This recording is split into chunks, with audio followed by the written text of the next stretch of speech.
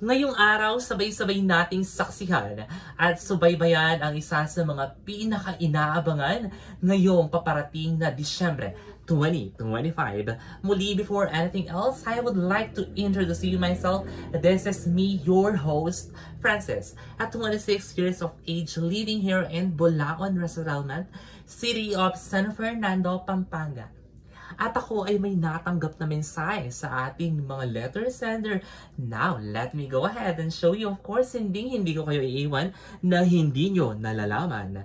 Ang unang katanungan, ano daw ba ang aking pinaglilibangan sa mga panahon na to? Since na-mention ko na sa inyo na ako po ay isang guro, maaring masabi ko ang pinaka-pinaglilibangan ko ngayon ay ang pag-share ng mga learnings. At the same time, gustong-gusto ko rin maipakita sa mga tao ang aking skills sa pagsasayaw.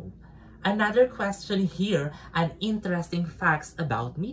Well, definitely, isa sa mga libangan ko rin ay ang pag-ghost hunting or pagpapasyal sa mga sementeryo and then thinking na baka sakali makakita ng mga multo since never pa akong nakakita ng mga multo.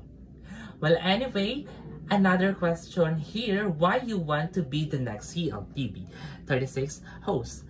Hindi ba halata? Isa sa mga magiging rason bakit ako makukuha sa channel ninyo ay ang pagiging confident, witty, hot, sexy, pretty, fresh, and of course, brainy.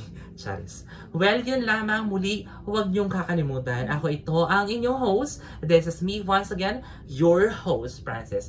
Muli, magkita-kita tayo sa studio. Bye-bye and have a great day.